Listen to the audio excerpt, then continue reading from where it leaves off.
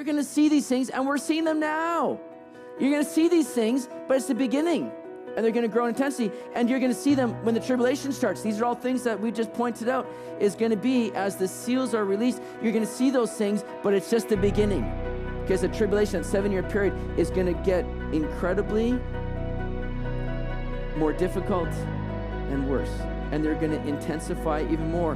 But you see, the great thing is, as birth pains are never enjoyable, but we go through it because we know what it results in. It results in life, right?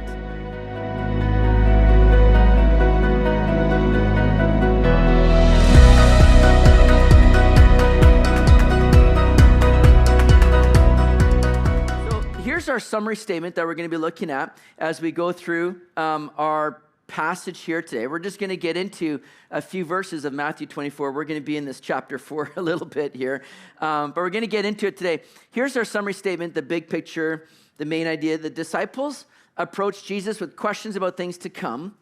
Jesus answers them, revealing what the last days will be like for the nation of Israel before his return. No, not just the nation of Israel, but us as a whole. And so our outline here, really, of what we're seeing is we're going to see the review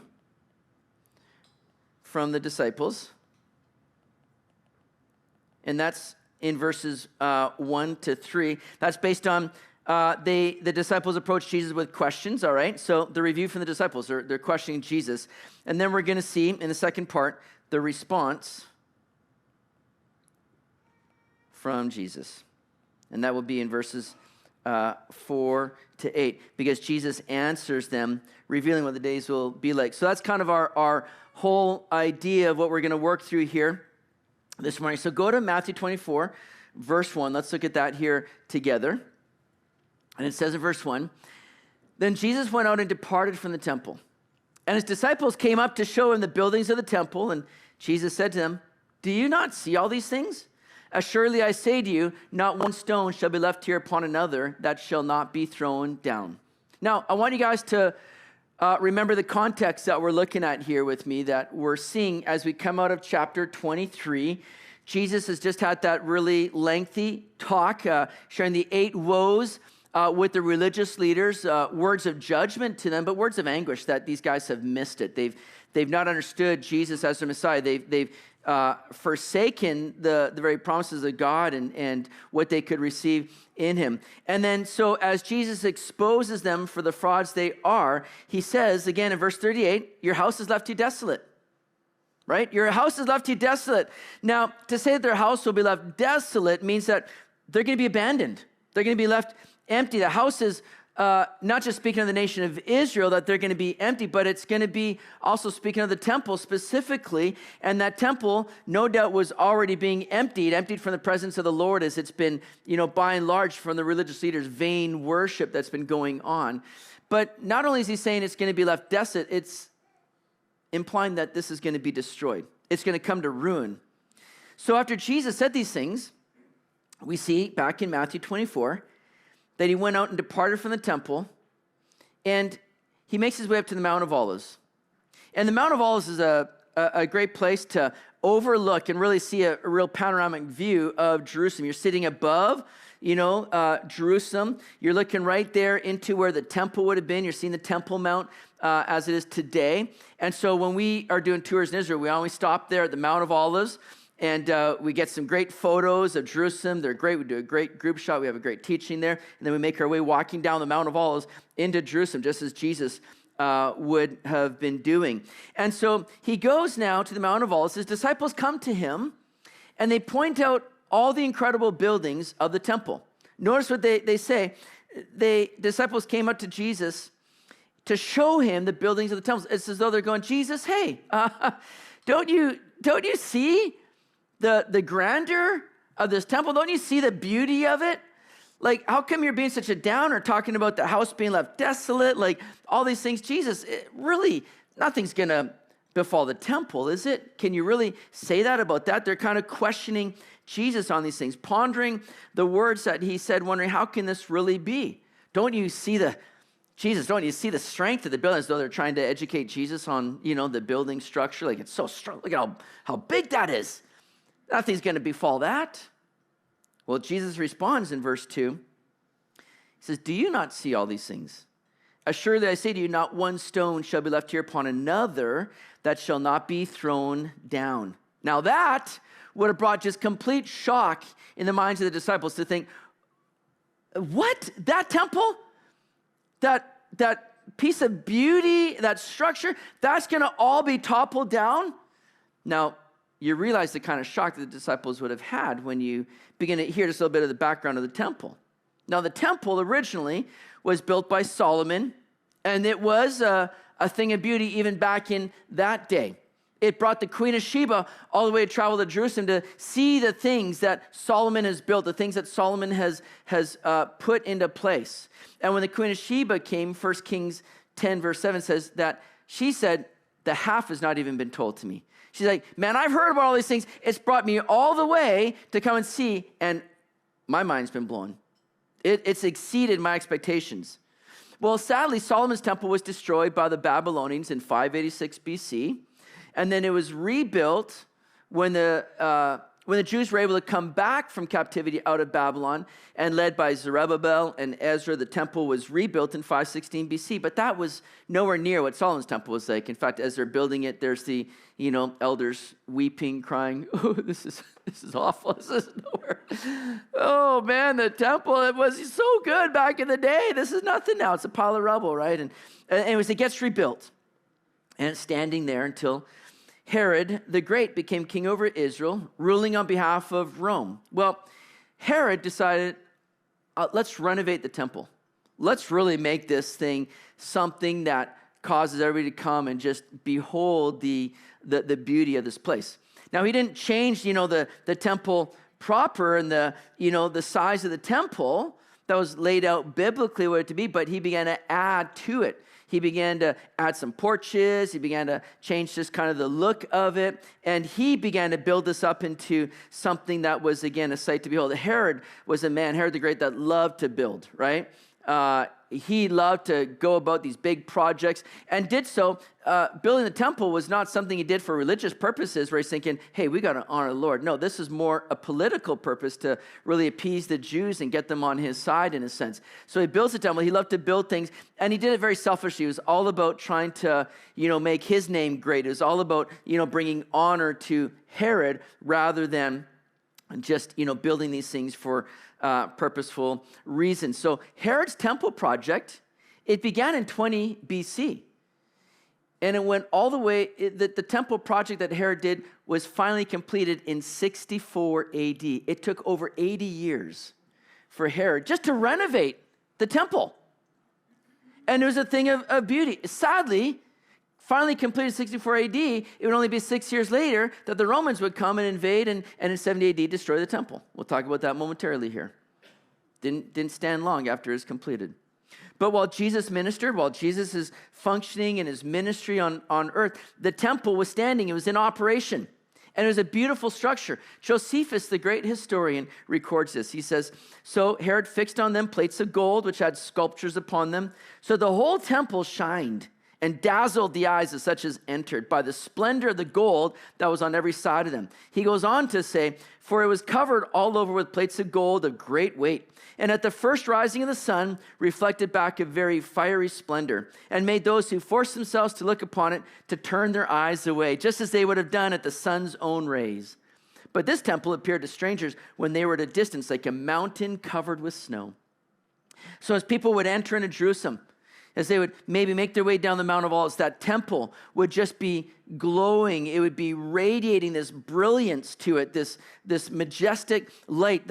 As the gold was shining and the white surface, people would just have to almost look away. It would just be dazzling in their eyes where they're like, oh man, that is just incredible. I can barely even look at it. It was just a sight to behold. So the disciples are trying to get Jesus to see the wonder of the structure. Do you not see the buildings here? Lord, do you not see what this is all about? How can anything happen to this? Let's be positive. There's some good things going on. After Jesus has just laid on this kind of guilt trip on the Pharisees and scribes, the disciples are thinking, hey, isn't there some good things to talk about at least? We still got the temple. Things are still looking up, aren't they? But then Jesus says, again, do you not see all these things? And I like how he says, do you not see all these things? As though he doesn't even name them by what they are. Doesn't talk about the temple. It just says, these are things. They're material things. They're things that we shouldn't be putting our hope in or getting excited over those things. It's about what those things are to represent more so. But he says, do you not see all these things? Not one stone shall be left here upon another. And that statement again just would have left the disciples in shock and confusion. Because people saw the temple as kind of the Lord's stamp of approval. As the temple stood, well, that just means the blessing of God is upon us. Even in Jeremiah's day, when Jeremiah is trying to warn the nation of Israel that impending doom is happening or coming because of their sinfulness, because of their waywardness, and he tried to warn that the Lord's going to raise up an army to come against you. The Babylonians, well, the false prophets in Jeremiah's day sat there and just said, oh, don't worry about it. There's nothing but peace here. They would say, the temple of the Lord, as a way of saying and meaning, the temple is here. God's not going to let anything happen to us. He would not allow the temple to be destroyed. It's kind of how people were thinking in this day. They saw this as being the stamp of God's approval. Now, for every stone, as Jesus said, for every stone to be thrown down would have been a feat that would have just been so hard for the disciples to comprehend. It wasn't the first time and most things Jesus said was hard for the disciples to comprehend. But they're hearing this now, stones being thrown down from the temple being destroyed. How can that be? Now, some of these stones used by Herod weighed over 100 tons. Josephus, again, says that there were stones 25 cubits long, which was 35 and a half feet long, 8 cubits high, which would have been 12 feet high, and about 12 cubits thick, 18 feet thick, he records.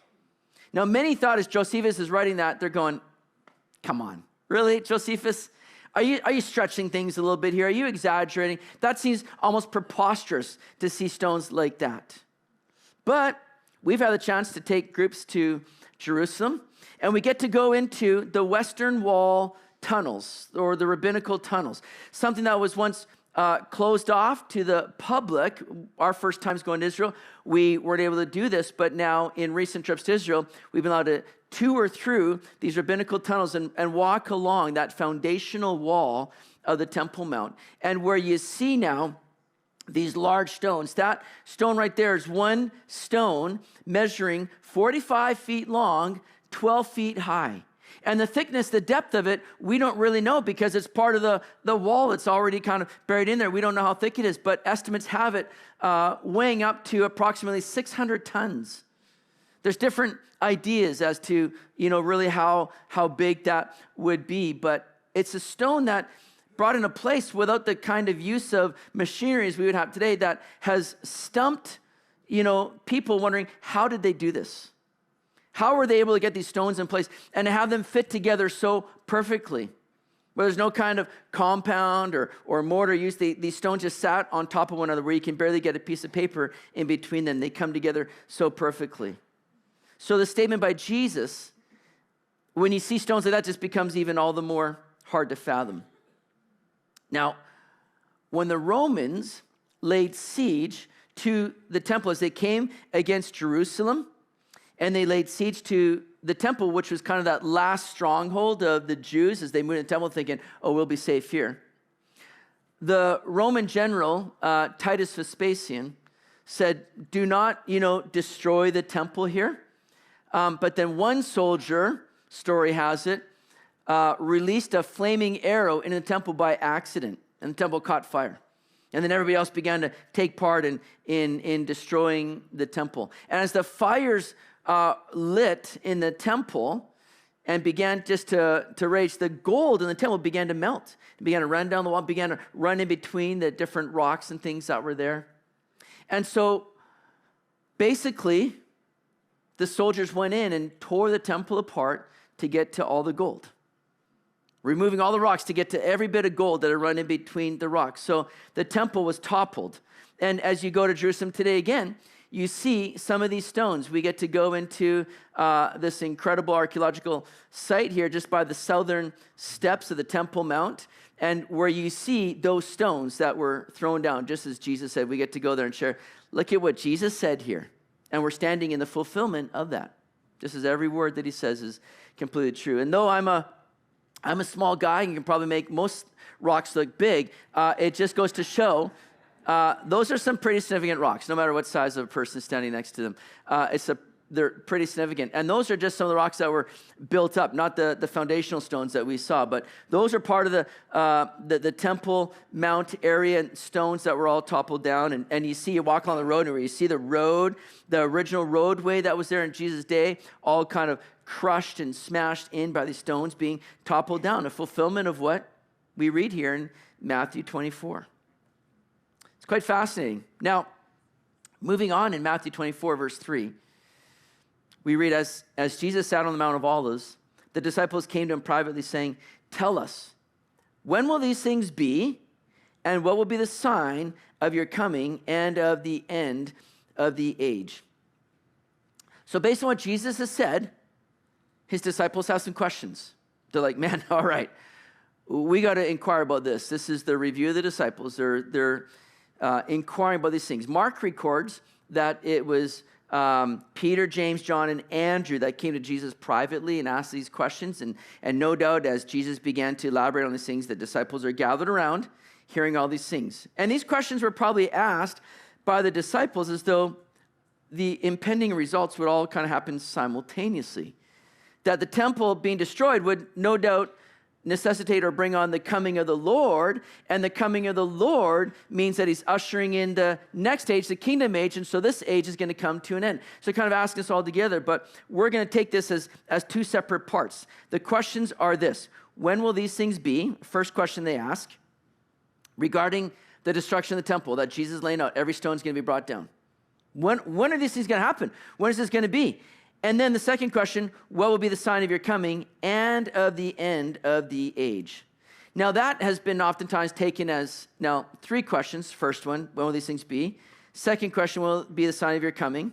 And the third question, will it be the sign of the end of the age? I think this is meant to be just kind of together here. Like I said, the disciples saw the coming of the Lord as really ushering in the next age. It would be happening right together. So we're going to take this as two questions. And what's interesting is actually Luke's gospel is really the only gospel that records the answer to the first question. It's in Luke chapter 21, verse 20 to 24. Matthew and Mark don't record Jesus answering the first question. Luke elaborates on that and talks about when the armies come around you and they're going to, topple down the temple. Luke talks about that. Matthew and Mark do not. Some have kind of fit the beginning of Matthew 24, verses 4 to 8 that we're going to get to here. Some have fit that into this inter-Advent period, which is the period that we're now the church age, from the time of Jesus' ascension leading up to the beginning of the tribulation. They've taken these things that we're going to talk about here in verses 4 to 8 as being, it's talking about the present time right now. And you can make a good case for that. I won't argue with you on that. It could be. But we're going to look at this as in Matthew 24, Jesus is pointing ahead to what's all going to be happening in the tribulation. And so we're going to look at this chapter broken down this way. We're going to see in verses 4 to 14 the beginning of the tribulation, verses 15 to 22 the middle of the tribulation, and then verses 23 to 44 is dealing with the end of the tribulation and the return of Jesus Christ, which is going to happen at the end of the tribulation period. So we're going to see what Jesus has to say. And the reason I want to lay it out for us this way is because those things that we're going to see in verses 4 to 8 are really matching what we see Revelation 6 addressing with the release of the seals, the seal judgments, which takes place at the beginning of the tribulation. We see a really interesting correlation and comparison between what Jesus points out and what we see happening at the beginning of the tribulation. So with that question in mind, let's get to the response from Jesus. It says in verse 4, "And Jesus answered and said to them, 'Take heed that no one deceives you, for many will come in my name, saying, I am the Christ, and will deceive many.'" So first of all, one thing that you're going to notice as we move towards the soon and coming return of Jesus is that deception is going to be running rampant. He says it a couple of times. "Take heed that no one deceives you. many will be deceived. We're going to see that here as kind of a real mark of, or characteristic of days that we live now, but also ramping up until Christ comes again. And so Jesus says, because of that, what does he say? Take heed. To take heed means to really look, be observant, take note, beware. Beware that these things are going to happen. Beware that you've got an enemy who's like a roaring lion seeking whom he may devour. He's also known as the father of lies. And this is the enemy's tactic, is to bring deception, is to counterfeit the truth. He does it in a very sly way where you might think this is good, this is helpful, this is spiritual. But he counterfeits that which is true, and he's going to lead many into deception. Many will come in my name saying, I am the Christ. Notice what is emphasized there. It's not many saying I'm Jesus. You can go on a mission trip to Mexico and you'll meet a lot of people saying I'm Jesus. And they're right. They're Jesus. There's a lot of people named Jesus in Mexico. You don't go to them and say, no, you're not. There's only one. There's only one Jesus. You're not him. They'll be like, that's what my mom named me. Why are you being so mean? Thought you're a mission trip. You don't do that. But that's not what's being said. It's saying, I am the Christ, which is implying Messiah. Many will come saying, I'm the one that you need to follow. I'm the representative of God. I'm the promised one. I'm the one that's going to lead you into, the better life, lead you into victory, lead you into deliverance, whatever they might say. I'm the Christ. And many will come looking to deceive many in that way. We know from, again, Josephus, that even right after Jesus ascended to heaven, in the years that followed, there were many that rose onto the scene trying to garner a following and bring people after them. Theudas is mentioned as one that led a number of people out to the Jordan River as they were following him as being this great deliverer or Messiah. And the Romans came in and slaughtered them all there. In recent years, we've amassed a pretty extensive list of people that have claimed to be a Messiah-like figure and have garnered a following. In fact, there's a whole Wikipedia page that's a list of those that have claimed to be Jesus or to be the Christ. A whole page given to, and you go through that list and you see the names over the years just growing and growing and becoming larger and larger. This is something that we're seeing happening more and more. We've seen people, Jim Jones for one, Sun Myung Moon, David Koresh. These are recognizable names. Sergei Torop. Here's a guy that's mentioned, and he kind of looks like Jesus, but he ain't Jesus, right? He's a former Russian traffic cop that got fired. And so now he has a 4,000-member cult in Siberia. Pretty interesting. You got guys like, I remember reading the news years ago of this, and he was making big news. Jose Luis de Jesus. I know I'm probably saying that wrong, but he's a Puerto Rican and living down in Florida, Miami or somewhere in Florida. And he convinced 100,000 people that the resurrected Christ integrated himself in him. And many were following him as though he was the Messiah. And then you've got Alan John Miller here. He claims to be the reincarnated Christ, and his partner showing the picture with him is the return of Mary Magdalene, right? And they led the Australian-based Divine Truth movement.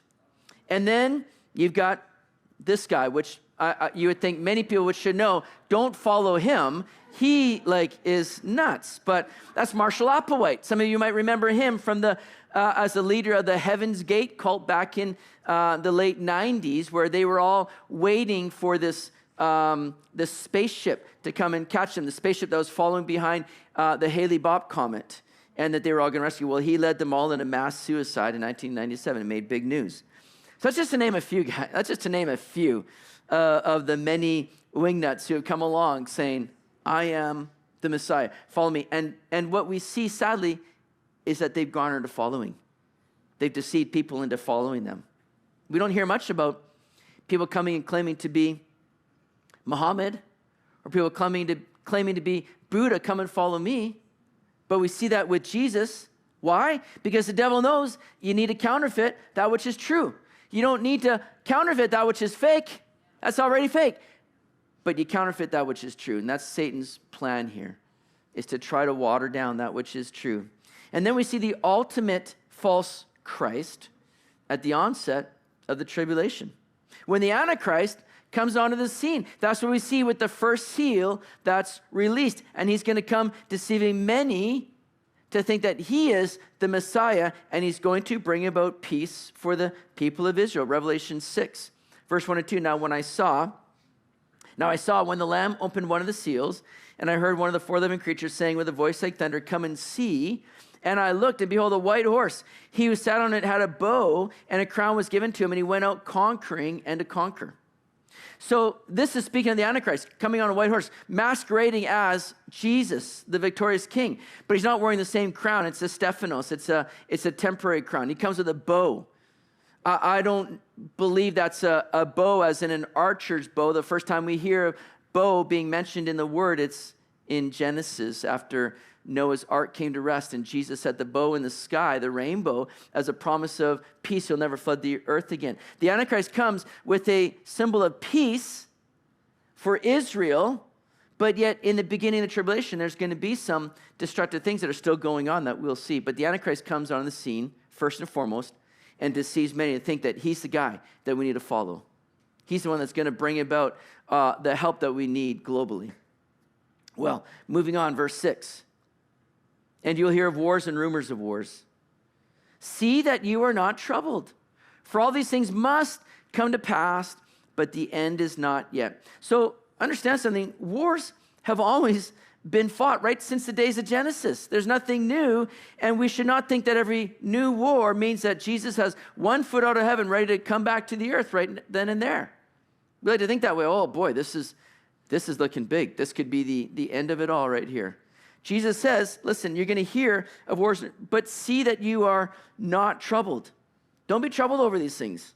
Don't think that this is the end. Sadly, they're to be expected because we live in a fallen and sinful world. From 1500 BC to the year 1860 AD, there were over 8,000 peace treaties signed, and over 90% of those treaties in the last century have been broken. One scientist was asked, what weapons do you think are going to be used in World War III? And that scientist said, I'm not really sure, but I know what will be used in World War IV, rocks, because that's all that's going to be left. And that's quite true. But Jesus tells us, listen, don't panic. Don't be troubled. All these things must come to pass. You see, they're all part of the Lord's positioning and moving of the countries and people. And when you hear of these kinds of disputes and wars, don't sell all your goods and think the end is here. The end is near, but the end is not yet. It's not yet. There's still more to come. And he alludes to some of that, I believe, here in verse 7. For nation will rise against nation, and kingdom against kingdom. Let me stop right there. Nation against nation and kingdom against kingdom seems to be looking at this from more of a global aspect to it. Though there will be conflicts and tensions rising among nations, it will only grow in greater intensity leading up to the time of Christ's return, to where it's going to have that kind of global scope to it. Now, a global war was quite unprecedented until the 20th century. World War I happened, and it pulled 88% of the world's population into war. It was called the war to end all wars, and yet it wasn't. Because soon after that, World War II came, and it pulled in even greater percentage of the world's population into war with greater casualties. These kinds of threats will increase in the last days, but again, with the advancement of weaponry, we won't survive much more of this. Look at how countries are spending on military. In 2023, the U.S. alone spent $906 billion on military advancement. China, I can't read that. I think it's $296 billion. Russia, $109 billion in 2023 alone. But I mean, U.S. has surpassed all those nations almost, combined together that we see on that list. And so it's interesting how everybody's calling for peace. That's the message that you hear today. Peace and safety, all's good. And yet we're spending all this money on artillery, on weaponry, as though we know that's not going to be the end result. Revelation 6:4. And again, we're looking at how this is all going to be unfolding in the tribulation period. Because now what we see in that second seal, another horse, fire red, went out and is granted to the one who sat on it to take peace from the earth, and that people should kill one another, and there was given to him a great sword. So understand, though the Antichrist comes with a peace deal for Israel, it doesn't mean that there's not going to be great calamity that's taking place on the earth in that time. And in fact, that second seal is peace being removed.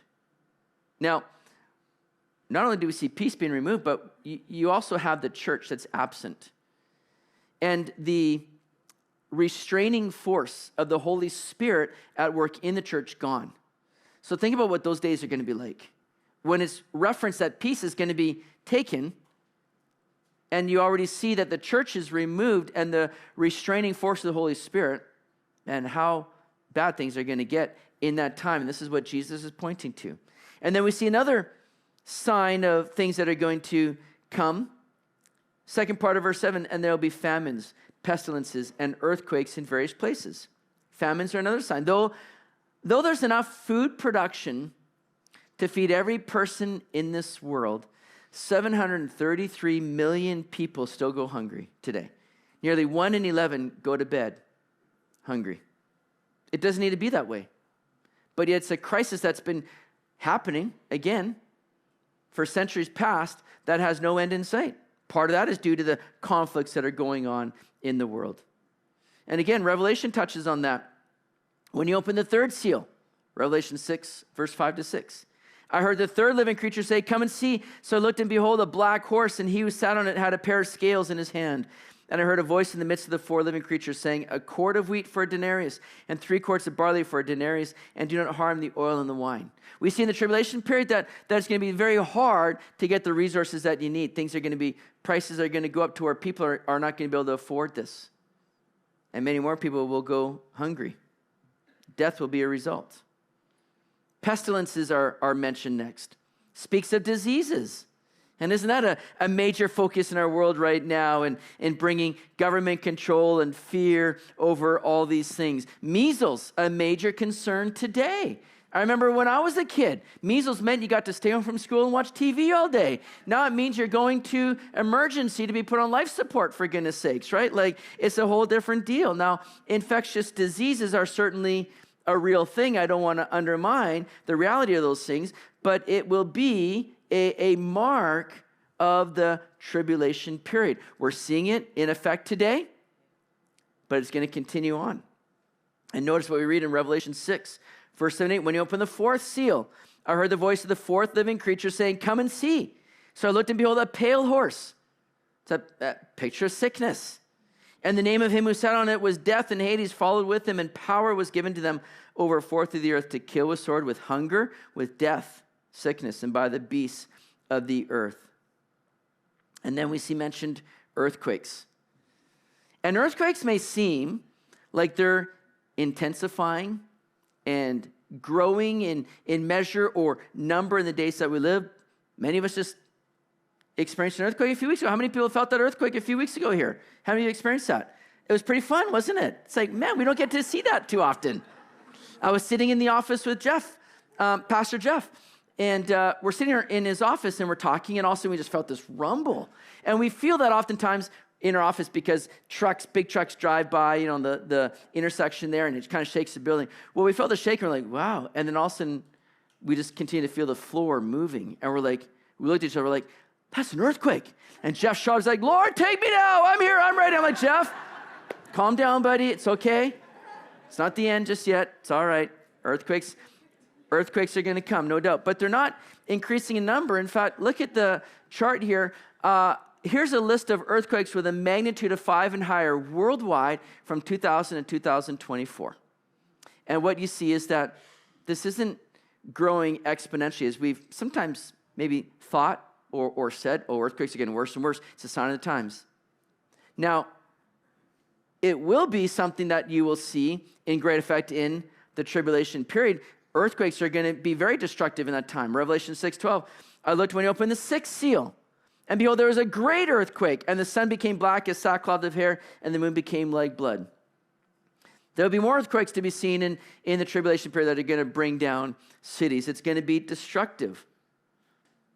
And it's going to continue, I believe, to increase. No doubt about it. We're just not really seeing that right now.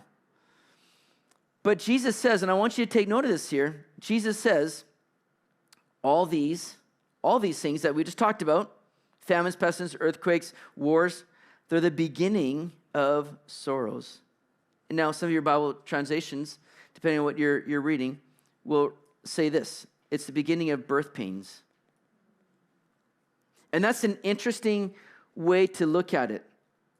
And let me tell you, it's something I'm very familiar with. I've been through that 4 times. And it's a difficult thing. If you can take it from anybody, birth pains are hard. I'm still scarred from some of the ordeal that I've had to go through. But when those birth pains come, those contractions begin, they can start very, very mild at first, to where you're going, oh, it feels like something's happening. Is that something I ate? Is that gas? Probably. Is it what's going on? And it starts kind of small, and sometimes you get the Braxton Hicks things where it's just kind of like a false alarm type thing, and you kind of go along. But then when those contractions really begin, they start, and they get stronger and stronger to where you're just like freaking out. You're like screaming at top of your head. I've had Michelle like, Brent, calm down already, okay? Enough of that already. Help me. I'm like, give me more gas, please. I need that. And it gets hard. It really does. But they grow. They grow in intensity. And that's what Jesus is saying. You're going to see these things, and we're seeing them now. You're going to see these things, but it's the beginning. And they're going to grow in intensity. And you're going to see them when the tribulation starts. These are all things that we just pointed out is going to be as the seals are released. You're going to see those things, but it's just the beginning. Because the tribulation, that 7-year period, is going to get incredibly more difficult and worse. And they're going to intensify even more. But you see, the great thing is, as birth pains are never enjoyable, but we go through it because we know what it results in. It results in life, right? It results in life. So too, these things that people are going to experience, it's not enjoyable, but it's leading to the second coming of Jesus Christ, which is the ultimate life. It's eternal life. And so we don't need to get freaked out. Jesus says, take heed. Be aware of what's happening around you. But look up, for your redemption draws near. Don't worry. Don't freak out. Let's continue on with an attitude of saying, Lord, I'm looking to you. These things don't need to bother me, worry me, or derail me, or get me off track. I look to you, Jesus, because you're holding all things together. I don't want to run and worry. I want to continue to respond in worship to the God who's good, who's allowing all these things for a good outcome down the road. And so may we continue to live with that heart for him and our eyes set on him. A few things to ponder here as we bring this to a conclusion. First of all, how does this discussion of signs of the times prompt you to live today? Are you living in worry of the events around you, or living in worship of the one who's got it all in control? I'm so glad he does. For the church, man, this does not need to bring us fear or concern. It causes us to say, Lord, I am excited for the days I live, because all these things simply point to the nearness of your return. Secondly, what sorts of deception do you see at work in the world today? And we counter these things by knowing the truth. The question is, how well are you grounded in the truth? Are we staying focused in what God's word has said? That's already pointed out all these things that we need to know and understand. We're staying grounded in the truth that we can spot the deception that much easier. Let's be careful that we're not just glued to the news. We're not just glued to all these other things. Let's be glued to the Word of God. That's what sustains us and carries us through all these things, all right?